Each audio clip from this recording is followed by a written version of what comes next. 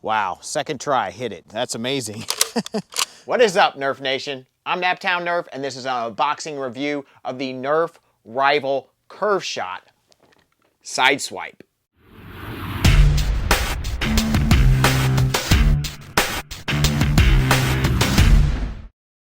All right, you guys, so the Curve Shot is a new sub-series for the Rival line. It's great to see more Rival blasters coming out.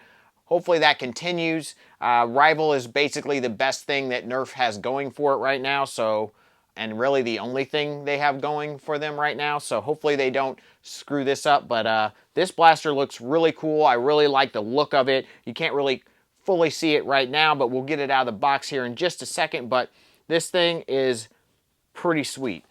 We will have a muzzle that can rotate, that changes where the hop up is, and that's what allows it to curve your shot. So that's pretty darn sweet, and that is the gimmick, I guess, of this line. But you can put it straight forward and still shoot straight if you so choose, which usually is the most practical thing to do, but definitely fun, and we will definitely see how well that works. Check out the back of the box right here. Kind of shows you that in a little bit of detail here, how you rotate that and it curves the shot. We're getting 90 FPS, which is pretty standard for, you know, a pistol-ish. This is more of a pseudo pistol, but, you know, that kind of styling, that kind of internal system for Rival is usually 90 FPS. So let's go ahead and get this thing out of the box. All right, you guys, so that was a super fast unboxing, but there she is. There is the Curve Shot Sideswipe. Pretty sweet looking blaster, I do say, but you also get 12 Rival rounds, your priming bolt, and some instructions. So we'll go ahead and screw this on. You could actually put it on this way, or you can put it on this side. So either side is good, depending on which way you want to prime your blaster. I'll go ahead and put it on this side since I'm right-handed.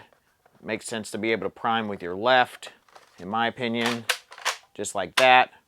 Pretty sweet. And while we're at it, we'll go ahead and load up our rounds. We'll go ahead and pull that all the way back, and that will give us access to load our rounds just in the side here. And we have to close that door all the way up, like that. And now we are loaded. So before I get too far into this video and dive in depth into the features of this blaster, I do want to say that there is one other blaster that has been released so far in this line, and this is the Flex, and you should see a review on this somewhat soon, so look forward to that. So the Sideswipe, I definitely think looks awesome. It has a very unique look to it, and that really drew me into purchasing this blaster. It's definitely a little less tactical than most of the Rival line so far. Definitely does not have any tactical rails on it, so that's interesting that they went that route, but I do think it looks really cool. We have kind of a line down the blaster. It's not really iron sights, but there is a line down there that you can line up your shot with. The front muzzle obviously is the gimmick or the trick to this blaster, and it can rotate to the right, all the way down and to the left there. So that's interesting to me, that it only gives you the 4 positions there to lock into. Wish they would have given you a few more. I think that could have been helpful maybe, but we will definitely take this thing outside and test it out when we get to that. But there is a bit of a stock, I guess, back here, but not really practical, honestly, but definitely cool looking, and I'm sure people will 3D print stuff to go on there and make it longer and make it an actual stock, but just a really cool look. And then obviously we have our magazine well that's also kind of like a hand guard, which is very cool. The colors of this blaster I think are pretty interesting, pretty fun. I'm sure a lot of people are going to love the black, white, and orange. I know a lot of people love that color combination. The grip is super comfortable, really like that a lot. The trigger feels good. Basically what we can expect from the Rival line. Always usually has nice big grips, very comfortable. And then it even has this like foregrip kind of thing in front there, which is pretty interesting. We have our standard trigger lock here that is on both sides, so right or left-handed people can use that no problem. We obviously have the bolt that can unscrew and go on either side, so that's really cool that you can swap that out. You aren't permanently locked into whichever side you choose right off the bat, and I think that's a big plus. And one of the really good things, in my opinion, that Hasbro and Nerf has done with their bolt prime blasters lately has been that it allow people to remove them and move them easily without basically breaking your blaster like we had to do with like the long strike and the long shot back in the day. But so that's awesome. But yeah, that's pretty much the blaster. Pretty interesting how you can see your rival rounds in there when they're loaded, but there's a lot of space there that it could go further, so I'm sure people will be playing with that, no doubt. But you can also kind of see them through these little holes on this side too, so kind of like an indicator of how many rounds you have left, so I think that's useful. But this does hold 12 rounds, and that's pretty good. Other than that though, we do have a depriming button here that should allow you to deprime your blaster if there's a jam or malfunction. There's a priming indicator up here, so you'll know when you're primed. And I guess this is a sling point, although I'm not sure how practical that is. It may just be for looks, but I'm sure people will tie stuff around here. You could definitely do something there. There's definitely options if you want to sling this. So that's pretty much it. We'll go ahead and fire it off real quick in here, but then we'll take it outside and do a full firing demo because, yeah, that's what you really want to see. Hopefully we'll be able to see those rounds fly around corners and stuff. So, all right, let's see what she's got. So you do have to push the bolt all the way forward to be able to fire the blaster. So make sure you do that. It doesn't have any sort of retract on its own. You have to push the bolt forward.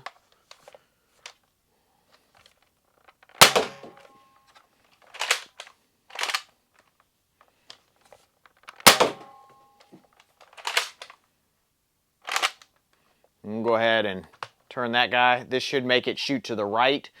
The hop-up tab in there, by the way, that little hop-up, if you're not familiar with, that's on every rival blaster, and that's what allows it to shoot further and keep its flight. So when you turn that, that's what makes it curve to the right or curve to the left. We've been playing with that for a while now. I know the Jupiter has that actually built into the blaster, not the Hasbro Nerf Jupiter, but the Out of Darts Jupiter. But yeah, that's what that's all about, and that's what allows that to make it curve. So we'll go ahead and shoot it and see if it curves at all in this short distance. Yeah, not really. So we'll go ahead and take this thing outside and see those balls curve. All right, so first we're going to put some shots over the chronograph and on the range to kind of see where we stand there. Probably going to be pretty standard rival performance, but we will definitely check that out. And then we'll play around with the muzzle, curving the shots and whatnot, see if we can hit a target, see how accurate it is that way. But let's go ahead and just put some shots over the chronograph.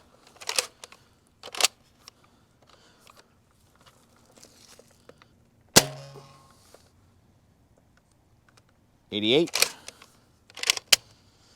And you can see there's a yellow priming indicator, which is different because not used to yellow there, but that's pretty cool.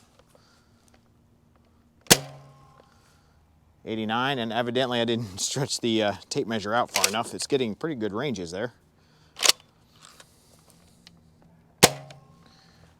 91, so looks like that 90 FPS is correct. We are getting right at that. 93.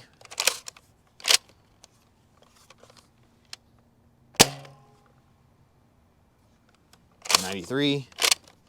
One thing I've noticed about this bolt is you really have to push it all the way forward. It has like a gear ratchet thing in here, and if you don't push it all the way forward, it will not fire. It's a little clunky for me, so I'm still kind of getting used to that. Hit the tape measure right there. That's kind of where the range is, right where I ended the tape measure is basically the pretty much the range before it lands and rolls.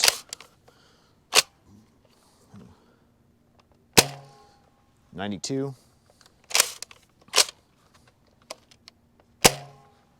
88. 91. All right, we'll check out those ranges. So here's one at 59, but most of them I do think landed right here in this range and then rolled that way.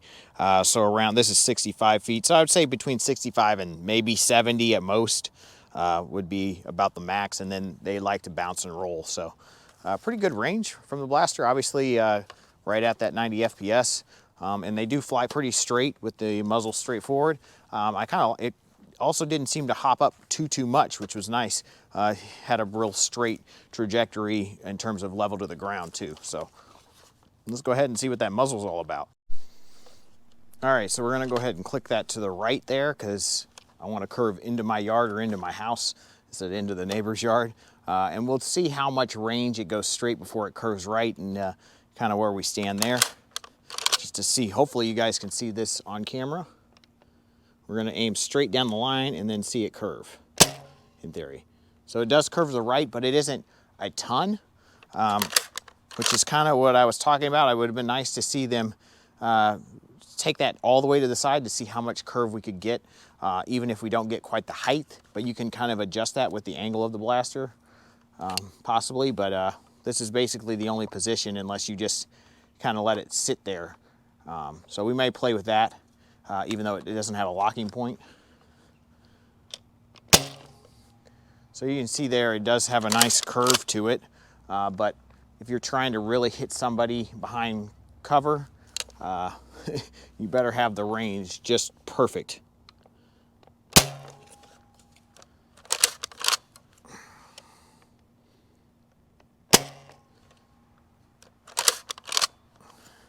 So since it's not curving too much, I will try some to the left here just to show you how that works. A couple here. So yeah, it does have a pretty good curve there. It's gonna be, 15 foot off center or so at the end. We'll go ahead and try some straight down, but I'm not real sure why you would want to shoot straight down unless you're shooting from like a second story or something, but then why not just point your blaster down, I guess? I don't know. But yeah, I angled it up a little bit, and I guess maybe you could drop it right on top of somebody on cover, maybe, if you do that. So, who knows? That actually works pretty well if you angle it up and it drops straight down. It's pretty fun. So, who knows? Maybe it'll be effective. I kind of like that when you angle it up. If you don't angle it up, I'll show you what happens. So, it's going to drop real quick there. But definitely curves your shot. It isn't lying there. All right, we're gonna try to hit that target there. Not sure if I'm gonna be able to do it, but we will see how well that works. I'll back up a little bit to see where we're at. So it's a little long.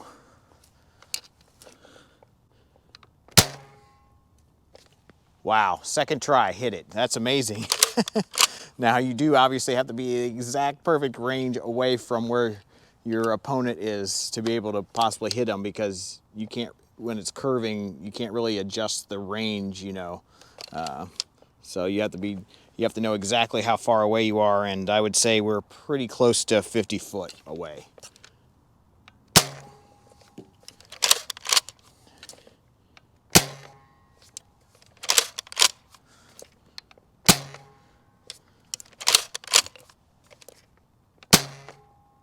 Ooh. So obviously it doesn't curve exactly the same every time,